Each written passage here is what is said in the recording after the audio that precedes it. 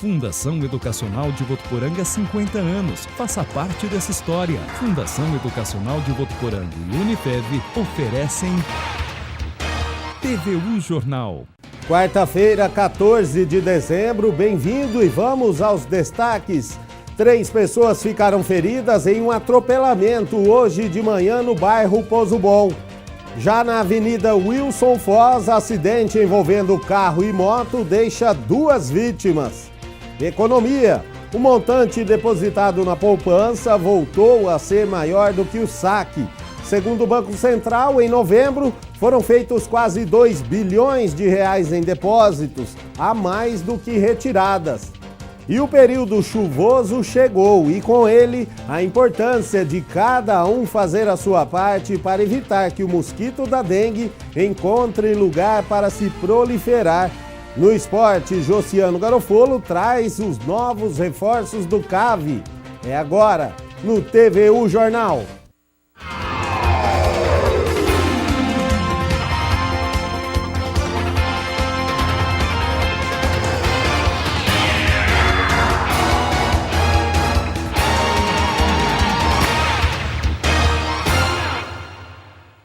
Olá, boa tarde. 3 pessoas ficaram feridas em um atropelamento hoje de manhã no bairro Pozo Bom. As vítimas estavam em frente ao salão paroquial da Igreja Santa Joana. Um carro subiu na calçada e atingiu os 3. O acidente aconteceu pouco antes das 10 horas da manhã em um trecho de ladeira da rua Marcelino Pires Bueno. O motorista desse carro teve um ataque de labirintite ao volante e perdeu o controle da direção. O veículo subiu na calçada e atingiu 3 pessoas, 2 mulheres e um homem, que estavam em frente ao salão paroquial da Santa Joana. Uma das vítimas teria parado sob o automóvel. Os feridos foram resgatados pelos bombeiros e SAMU e levados para atendimento médico na Santa Casa e na UPA. A Polícia Militar esteve no local para registrar o boletim de ocorrência. Por conta do problema de saúde, o motorista deve ser impedido de dirigir.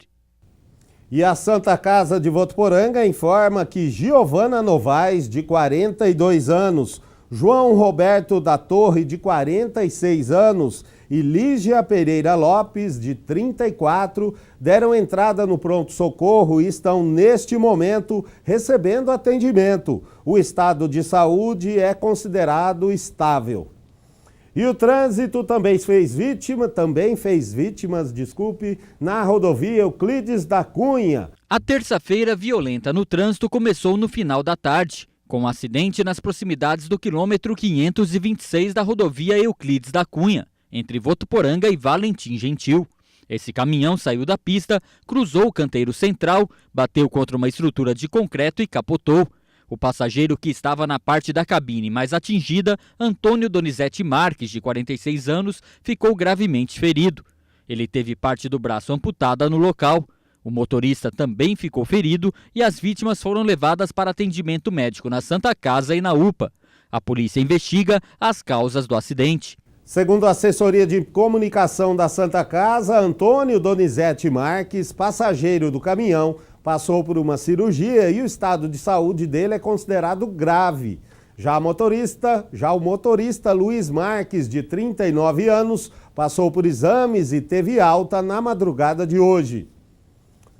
Ontem, no início da noite, por volta de 7h15, um outro acidente violento foi registrado envolvendo uma moto e um carro, desta vez na Avenida Wilson Foz. A batida aconteceu quando um automóvel manobrava para sair do estacionamento de um supermercado. A motocicleta, conduzida por Caio Henrique Artuzzi, 20 anos, que seguia pela avenida, não conseguiu frear e chocou-se contra a lateral do carro. O impacto foi tão violento que arrastou o automóvel do lugar e deslocou o eixo traseiro do veículo. Na batida, a passageira da motocicleta, Marcela Azariti, de 19 anos, foi arremessada e bateu contra a copa de uma árvore, caindo no asfalto com fratura exposta em perna e trauma craniano. Já o condutor da moto apresentou desorientação, escoriações e lesões e disse aos socorristas que não se lembrava do momento do acidente. As vítimas foram socorridas e a Polícia Militar e a Polícia Científica foram chamadas para atender a ocorrência. As causas da batida serão apuradas.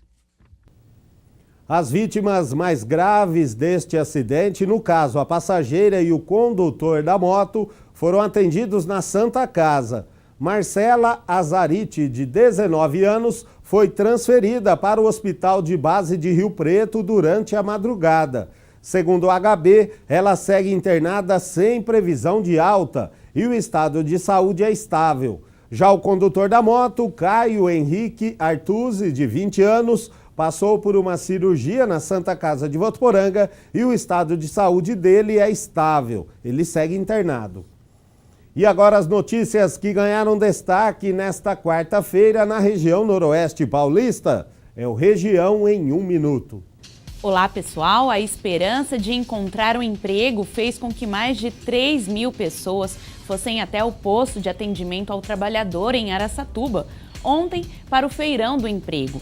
Foram oferecidas 300 vagas. A falta do desemprego na região e a falta de oportunidades deixaram muita gente no sufoco. E só em Araçatuba foram mais de 18.000 demitidos em 2016, segundo o Cadastro Geral de Desempregados e Empregados do Ministério do Trabalho e Emprego. E 3 homens foram presos ontem à tarde com vários tabletes de maconha dentro de um carro em Rio Preto. Segundo informações da Polícia Militar, uma denúncia anônima levou os policiais até o local. Além da maconha, foram apreendidos celulares, dinheiro e material usado para o preparo e a venda da droga. Os 3 suspeitos foram encaminhados para a delegacia da cidade e vão responder por tráfico de drogas. E ainda em Rio Preto, mais de 500 pares de calçados que apresentavam sinais de falsificação foram apreendidos ontem em 4 lojas no centro da cidade, pela Delegacia de Investigações Gerais. A ação ocorreu após o fabricante original dos calçados protocolar uma representação jurídica de que as lojas estariam vendendo produtos falsificados com o nome da empresa. Os comerciantes vão responder o processo em liberdade até a conclusão das investigações. E 3 cômodos de uma residência em Buritama foram atingidos por um incêndio ontem à tarde.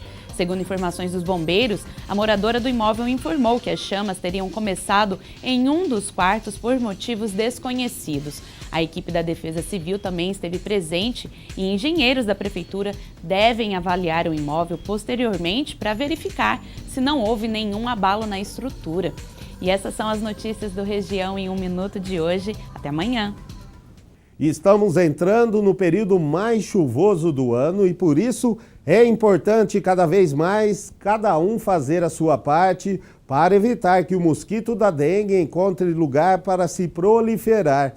E as crianças podem ajudar nesta luta. A campanha Cesta Sem o Mosquito do governo tem buscado atingir principalmente este público, convidando para que elas ajudem neste cuidado em casa pelo menos uma vez por semana. A união aqui é para eliminar a água que ficou parada no brinquedo. E essa atenção é algo que já virou rotina na casa das irmãs Laura e Maria Fernanda, que também convidam as amigas para ajudar nessa luta. Eu fico olhando para ver de não ter nenhum copinho, garrafa, algumas coisas que pode criar dengue. Tem de ir pro lixo por casa que pode acumular água. Eu ajudo meu pai a limpar a casa e ajudo minha mãe. Não pode ter copo nem nada, água parada, né? Não. Por isso, nada passa despercebido pelo olhar delas. Copos plásticos, telhas que estão no quintal, tudo é vistoriado e ganha um destino certo. Se for brinquedo a gente guarda no lugar certo, se for lixo, copo, garrafa, essas coisas, vai direto pro lixo. E por que é importante todo mundo fazer isso em casa? Porque se todo mundo tiver conscientização de olhar os vasos, as coisas, para ver se não está acumulando água, pode diminuir o risco de dengue, essas coisas, doenças que podem ser transmitidas pelo mosquito que bota na água. E é importante que cada habitante faça a sua parte olhando o próprio quintal. Votuporanga já teve há 2 anos seguidos a epidemia da dengue. Por isso a cidade está em alerta para que em 2017 não tenhamos novamente centenas de casos. Só este ano foram 764 casos positivos de dengue, 11 de zika e 1 de chikungunya. Por isso, o trabalho de conscientização tem acontecido nas escolas. Esses alunos, por exemplo, venceram um concurso musical promovido pela Secretaria da Saúde, onde eles tinham que criar músicas que abordassem esse tema, a importância da prevenção. Cuidado, gente, tem que ser consciente. Cuidado com a dengue, ela tá por aí. Cuidado, gente. A gente tem um cronograma onde a gente fica o ano todo trabalhando esse lado de educação com as crianças, prevenção, né? E é muito bom porque o resultado é maravilhoso. Todo esse material será gravado em um DVD e será utilizado para alertar a população em campanhas de conscientização do ano que vem. É o trabalho que começa com os pequenos para que em casa todo mundo coloque a mão na massa. O nosso objetivo, ele foi assim, alcançado, né? Ele encontrou não só as crianças, né? Mas nós conscientizamos também os pais e é que nem eu te falei, tia, tio, todo mundo. E esse trabalho, pelo jeito, já começou a render bons resultados. Quando meu pai tá aqui e ele deixa eu rastelar o quintal para poder limpar o quintal, aí eu limpo, eu e a minha irmã. A gente sempre ajuda a olhar o quintal, ajuda a rastelar essas coisas. A gente sempre olha nas plantas se tem copinho, garrafa, alguma coisa que pode acumular dengue. E o Senado aprovou ontem por 53 votos a favor e 16 contrários em segundo turno a proposta de emenda constitucional número 55, que ficou conhecida como a PEC do teto dos gastos. A oposição protocolou pedidos para cancelar, suspender e transferir a votação até para poderem debater mais sobre a proposta, mas foi voto vencido. A proposta enviada ao Congresso Nacional pelo Executivo fixa um teto de gastos para as propostas primárias da União por 20 anos, já a partir do próximo ano. A PEC limita os gastos da União pelos próximos 20 anos. O total de despesas do Executivo, Legislativo, Judiciário, Ministério Público e Defensoria Pública será corrigido no máximo pela inflação. Para o ano que vem, o índice será de 7,2%. O texto prevê uma regra de transição para as áreas sociais. Em 2017, fica garantido o piso de 15% da receita corrente líquida para a saúde e de 18% dos impostos federais para a educação. Mas, a partir de 2018, esse piso também será corrigido pela inflação do ano anterior. O governo até pode elevar as despesas acima da inflação em uma área, mas terá que reduzir em outra para compensar. Se o poder público desrespeitar o teto, fica proibido de fazer concursos e novas contratações. Os servidores ficam sem aumento salarial e nenhuma lei poderá aumentar as despesas. A PEC 55 vale apenas para as chamadas despesas primárias. Ficam fora do teto as transferências da União para estados e municípios, o dinheiro para atender calamidades públicas e custear as eleições, além do pagamento dos juros da dívida pública. O teto só poderá ser revisto daqui a 10 anos e somente a pedido do presidente se a maioria dos deputados e senadores concordar. A expectativa é que a PEC seja promulgada já nesta quinta-feira. Antes de chegar ao Senado, a proposta foi aprovada em 2 turnos na Câmara dos Deputados. E ainda falando em economia, o montante depositado na poupança voltou a ser maior do que o saque. Segundo o Banco Central, em novembro foram feitos quase 2 bilhões de reais em depósitos, a mais do que as retiradas. O resultado foi o melhor do mês desde 2014. Eliette sempre teve o hábito de separar um pouco do salário para fazer aquela reserva. Foi assim que conseguiu tudo que tem, poupando. Consegui a minha casa, meu carro e pretendo, daí para diante, conseguir muito mais. E tudo que sobra eu vou guardando, nunca gasto à toa e assim eu vou fazendo. O Banco Central informou na última semana que a caderneta de poupança, após 10 meses registrando mais saques do que depósitos, voltou a captar recursos em novembro. No mês passado, foram registrados cerca de 2 bilhões a mais de depósitos do que retiradas, nesta que é a modalidade mais tradicional de investimento. O número de pessoas que guardam as economias está crescendo novamente. No acumulado dos 11 primeiros meses deste ano, foram retirados da poupança mais de 51 bilhões de reais, o segundo pior resultado da história, fuga que pode ser explicada pelo momento que o país enfrenta de recessão, desemprego e alto índice de inadimplência. Mas se as pessoas voltaram a investir na caderneta, é sinal que está sobrando os trocados. Apesar do baixo investimento, os economistas acreditam que a poupança ainda acaba sendo vantajosa para poucos casos, como para pequenos poupadores ou para quem busca aplicações de curto prazo ou ainda para aquelas pessoas que querem um fundo de reserva para casos de emergência. Nós sugerimos que essa pessoa pegue uma pequena parcela todo mês e deposite na poupança, porque é um investimento mais rápido, mais curto e não fará tanta diferença assim. Por exemplo, Danilo, se você tiver um IPVA para pagar de R$ 1.200 por ano, correto? Então, em vez de chegar em janeiro, fevereiro ou março, parcelar, ter uma surpresa no orçamento, que na verdade não é uma surpresa, as pessoas reclamam que o valor é alto. Por que não depositar R$ 100, né? 1.200 dividido por 12 meses, R$ 100 por mês? Rendendo pouco ou muito, Eliette faz questão de priorizar as reservas. É devagar e com planejamento que ela vai tentando passar com tranquilidade pela crise econômica. Pouco ou muito eu pego e deposito, não gasto não. E ainda falando em economia, as altas dos preços dos alimentos continuam.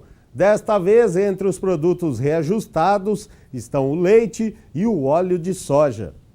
Mais uma vez, o consumidor vai ter que tirar mais dinheiro da carteira na hora de fazer as compras. Até alguns dias atrás, era possível encontrar o litro do leite longa-vida por R$ 1,99.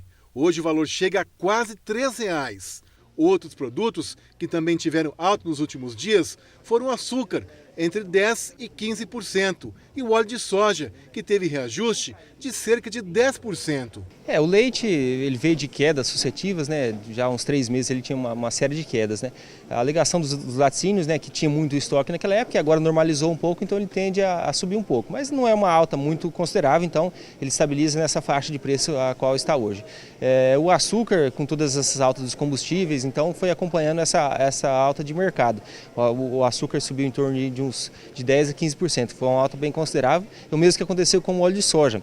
As grandes indústrias esmagadoras de soja alegam a queda na produção que teve esse ano, né, na safra de grãos lá. Então o açúcar, o óleo de soja principalmente vai ter para os próximos meses ainda uma alta mais considerável. E com tantos aumentos, o consumidor mais uma vez reclama. O jeito mesmo é pesquisar os preços e aproveitar as promoções. Eu acho um absurdo porque esses produtos são da cesta básica. Você não pode deixar de usar o açúcar, você não pode deixar de usar o leite, você não pode deixar de usar o óleo de soja, porque eles aconselham a gente a não usar quando está alto, né?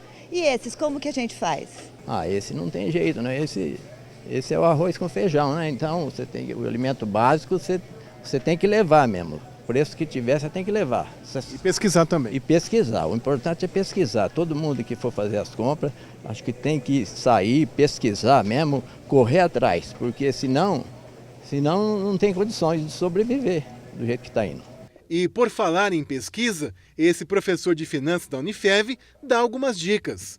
Andar um pouquinho mais e procurar algo mais barato em outro estabelecimento. A segunda dica é eliminar ou reduzir certos gastos. Se, por exemplo, a dona de casa usa óleo de soja, a maneira de reduzir o gasto financeiro com isso é diminuir as frituras dentro de casa. Com isso, o volume de óleo consumido será menor e consequentemente, o impacto do aumento de preço não será tão sentido. Pesquisar e optar por marcas mais baratas são duas boas soluções. São duas boas soluções. E também diminuir o consumo de certos alimentos, né? Foi realizada ontem na Câmara de Votuporanga uma audiência pública sobre as obras realizadas pela Prefeitura no segundo semestre. 2 assuntos foram destaque na audiência pública, que teve como convidado o secretário de Obras Valdir Petenucci, a recuperação da estrada do 27 e a pavimentação da marginal da rodovia Euclides da Cunha, próximo ao trevo de acesso a Péricles Bellini. Em relação ao 27, tem um impasse na justiça aí, enquanto não se define isso, nós resolvemos dar um paliativo na pista e está sendo realizado hoje. Nós vamos fazer uma aplicação de resíduo de usina. Em relação à pavimentação da marginal próximo ao trevo ali da Péricles Bellini. Como o tempo não está colaborando, porque se tiver muita umidade de solo, não tem como você executar o serviço. Então nós estamos dependendo basicamente do sol. Além disso, o secretário falou sobre as obras realizadas durante o segundo semestre desse ano nas áreas urbana e rural do município. Faço uma análise geral de que todas as obras que nós tínhamos para concluir foram concluídas, algumas que foram inseridas no meio do que o Juninho tinha proposto, foram obras que ele pensou depois, e algumas ainda vão ficar com término para fevereiro, março. O presidente do Legislativo comentou sobre o trabalho feito pela Secretaria de Obras. É uma das secretarias, do meu ponto de vista, mais importantes da administração. É uma secretaria que todas as obras, essa parte pesada que temos hoje na cidade, recapeamento, tapa-buracos, a própria 27 que foi questionado, é uma secretaria que todos esses problemas que dependem dela. E no próximo bloco, a chuva chegou forte na região. E ainda tem futebol nos comentários de Josiano Garofolo. A gente volta já.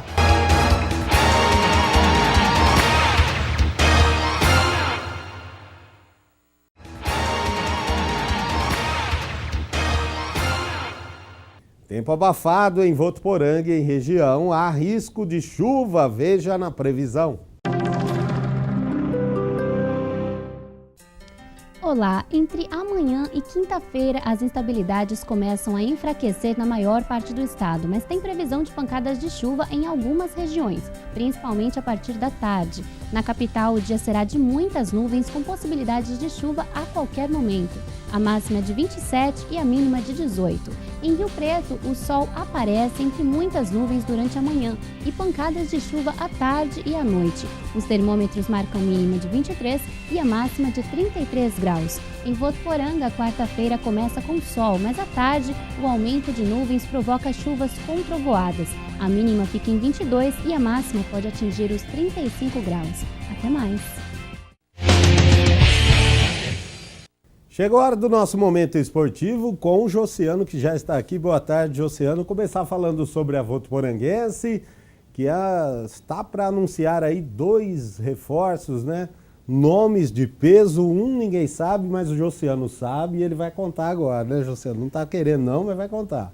Boa tarde, Luciano. Boa tarde para você e para todo mundo que acompanha a primeira edição do TV O Jornal. Um momento um pouquinho de especulação, mas recebi aí de uma fonte segura que um grande ídolo do CAV deve retornar aí para Votuporanguense. A informação não é confirmada oficialmente, mas a informação que eu tenho de que o CAV está muito perto aí de anunciar o retorno, a volta do Anderson Cavalo, jogador que esteve recentemente na Copa Paulista, tem vínculo com o São Bento de Sorocaba.